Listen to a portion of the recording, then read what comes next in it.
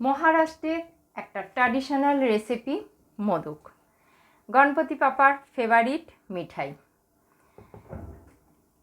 Traditional এই কারণে, এটা একেবারে চালের গুঁড়ি দিয়ে বানানো আর ভিতরে নারকেলের পুর, নারকেল গুড়ের পুর। ট্র্যাডিশনাল মোদক এরকমভাবেই বানানো হয়ে থাকে। নমস্কার বন্ধুরা, দুবাই থেকে আমি চৈতালি বলছি। চৈতালির লাইফস্টাইল অ্যান্ড রসি ঘরে আপনাদের সকলকে অনেক অনেক স্বাগত। তাই কথা না বাড়িয়ে চলুন গণপতি পাপার ফেভারিট মিঠাই মোদকের রেসিপিটি দেখে নেওয়া যাক। আজকে মোদক বানাবো, তো গণেশ চতুর্থী সামনেই, আর মোদক বানানোর জন্য আমি এখানে একটা মিক্সিং বোলে 1.5 কাপ রাইস ফ্লাওয়ার নিয়ে নিয়েছি, আর নিয়েছি এটা 1/2 চামচ লবণ। লবণটা খুব ভালো করে আগে মিক্স করে নেব। ট্র্যাডিশনাল মোদক রাইস ফ্লাওয়ারেরই বানানো হয়ে থাকে, তবে আজকাল বিভিন্ন রকমভাবে বিভিন্ন চকলেট অনেক কিছুর মোদকই বানানো হয়, কিন্তু আমি আজকে পুরো ট্র্যাডিশনাল মহারাষ্ট্রের ট্র্যাডিশনাল মোদকই বানাবো। আর এখানে দেব 1 টিস্পুন ঘি। ঘিটা দিয়ে খুব সুন্দরভাবে রাইস ফ্লাওয়ারের সাথে আমি ঘিটা মিক্স করে নেব।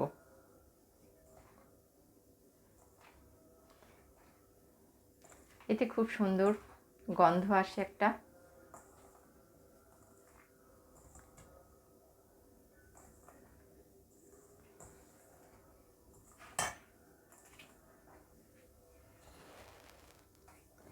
এবার আমি এতে হালকা কুসুম গরম জল এই যে দিয়ে একটা ডোর বানাবো।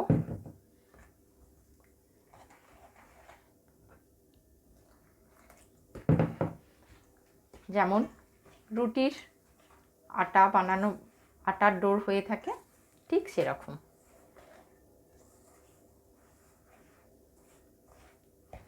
তো এখন আমি পুরো 1 কাপ জল দিয়ে এটাকে আমি 10 মিনিটের জন্য একটু ঢেকে দেব।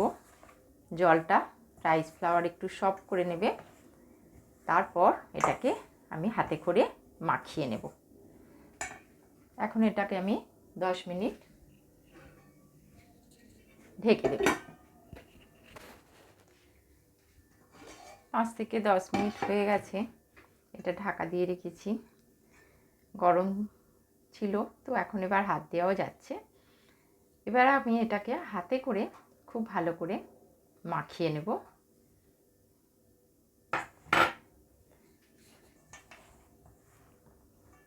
যদি জল লাগে তাহলে অল্প অল্প জল ছিটা দেবো, দিয়ে এটাকে একটা সুন্দর ডোর বানিয়ে নেব, কিন্তু অবশ্যই গরম জল দেবেন। আমি এটা গরম জলই নিয়েছি।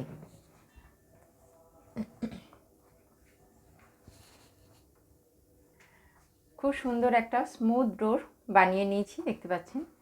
আমি এখন এটাকে একটা কাপড় দিয়ে ঢেকে দেব, কারণ রাইস ফ্লাওয়ার খুব তাড়াতাড়ি শুকিয়ে যায়। তো এটাকে আমি এখন এরকমভাবে ঢেকে দিলাম। ঢেকে ঢাকা থাকা অবস্থাতেই আমি এটাকে একটু একটু নিয়ে বানাবো। আর মোদকের জন্য আমার ফিলিংস লাগবে। আমি এখানে নারকেলকে গুড় দিয়ে ছাই মেরে নিয়েছি, আর কিছু তিল ড্রাই রোস্ট করে নিয়েছি, আর কিছু বাদাম ড্রাই রোস্ট করে আমি এর সাথে মিক্স করে নিয়েছি। পুরো অপশনাল, আপনারা চাইলে শুধু ড্রাই ফ্রুট দিয়েও বানাতে পারেন, আবার শুধু নারকেলের ছাই মারা দিয়েও বানাতে পারেন। ফিলিংস রেডি, ডোর রেডি। এবার আমি একটা একটা করে মোদক বানাবো। তো মোদক বানানোর জন্য আমি কিছুটা ডোর থেকে কিছুটা অংশ নিয়ে নিলাম। খুব ভালো করে এটা হাতে করে পাকিয়ে নিতে হবে। তারপর হাতে 2 তালুতে রেখে এটাকে খুব সুন্দরভাবে একটা গোল মিশ্রণ বল মতো বানাতে হবে। তারপর এটাকে একটা ছোট কটুরি মতো বানাতে হবে, যেমন কুলি পিঠে বা দুধ কুলির সময় বানানো হয়ে থাকে। ফেটে গেলে কিন্তু হবে না, ফেটে গেলে সিদ্ধ হয়ে গেলে ফেটে বেরিয়ে যাবে পুর। এবার আমি এর ভিতরে, এই কটরির ভিতরে যতটা পুর আসে ততটাই দেব, খুব বেশি ঠাসাঠাসি করে দেব না। দিয়ে এটাকে একটু চেপে দিয়ে এবার মুখটাকে আমি আস্তে আস্তে মুড়িয়ে দেব, দিয়ে এটাকে আবার গোল পাকিয়ে নেব।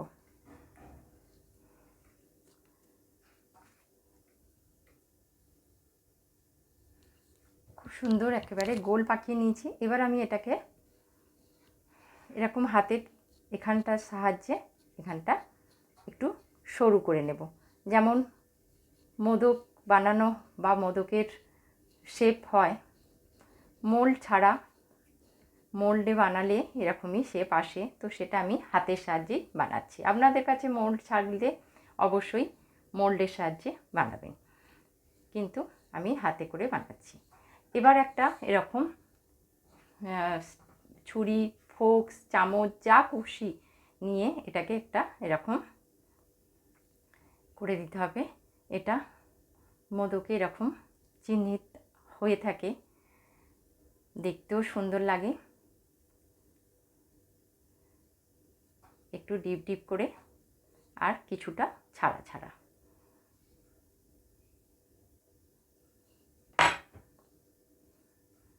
রেডি হয়ে গেল মোদক।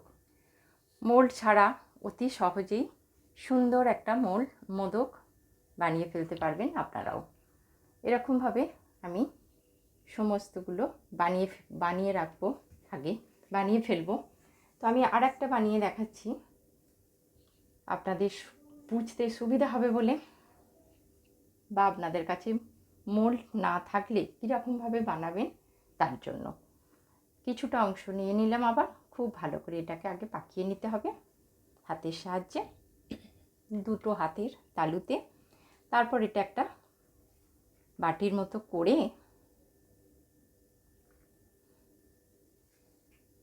এর ভিতরে আমি ফিলিংস দিয়ে দেব।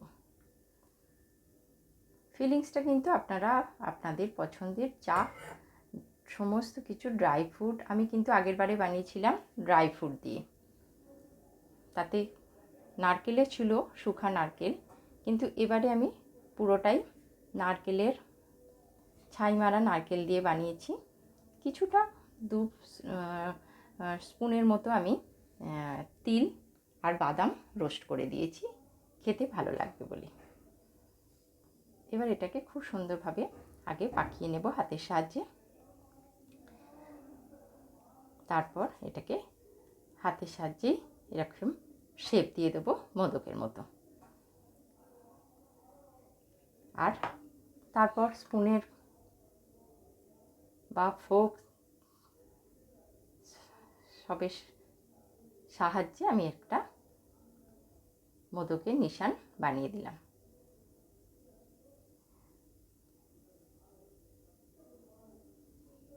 হয়ে গেল, খুবই ইজি, দেখতেই পেলেন। এবার আমি সমস্ত মোদকগুলো আগে বানিয়ে নেব। সমস্ত মোদক বানিয়ে ফেলেছি, দেখতে পাচ্ছেন ভীষণ সুন্দর লাগছে দেখতে। হ্যাঁ, এখন কাঁচা। 1.5 কাপে 28টা মোদক হয়েছে। তো এখন এগুলোকে আমি এবার সিদ্ধ করতে দেব। তার জন্য আমি একটা রাইস কুকারে ঝাঁঝরি নিয়ে নিয়েছি। এখন এতে এগুলোকে একে একে সাজিয়ে দেব। একটু ছেড়ে ছেড়েই দেবো যাতে গায়ে গায়ে লেগে না যায়।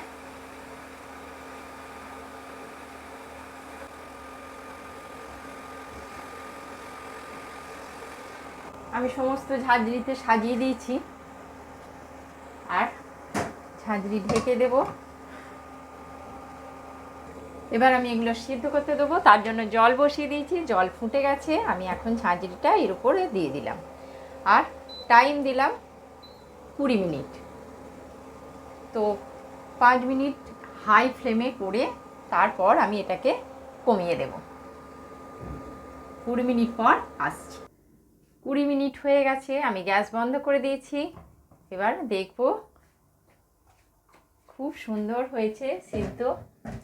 20 মিনিট সিদ্ধর জন্য এনাফ।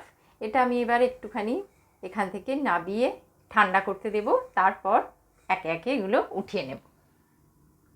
মধুগুলো ঠান্ডা হয়ে গেছে, আমি এবার এগুলোকে একে একে একটা প্লেটে উঠিয়ে নিচ্ছি। দারুণ দেখতে লাগে, খেতে তো অসাধারণ। আর গণপতি বাপ্পার একেবারে পছন্দের মিঠাই একটা এই মোদক। আজকের মোদকের রেসিপি কেমন লাগলো কমেন্ট করে কিন্তু অবশ্যই জানাবেন। ভালো লাগলে একটা লাইক করবেন, সাবস্ক্রাইব করতে তো একদমই ভুলবেন না। আর ফেসবুকে দেখে থাকলে পেজটা ফলো করে লাইক করে দেওয়ার অনুরোধ রইল। এর আগেও আমি মোদক বানিয়েছি, আগের বছরে, সেটা ড্রাই ফ্রুটের বানিয়েছি। আপনাদের যেটা পছন্দ সেরকম আপনারা বানাতে পারেন।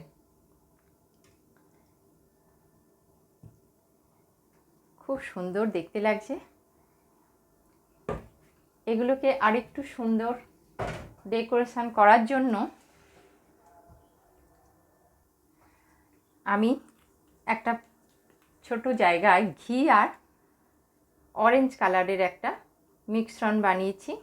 এটা উপর থেকে টিকা দিয়ে দেবো, এতে খুব সুন্দর দেখতে লাগে। আপনারা কেশর আর কি দুধে দিয়েও করতে পারেন এই জিনিসটা, সেটাও দেখতে খুবই ভালো লাগে। উপর থেকে ড্রাই ফ্রুট, পেস্তা, বাদাম যা কিছু দিয়ে ডেকোরেশন করতে পারেন, এতে সুন্দর দেখতে লাগে। ডেকোরেশনটা আপনাদের উপর সম্পূর্ণ নির্ভর করে। আর কি, আজ তাহলে এই পর্যন্ত।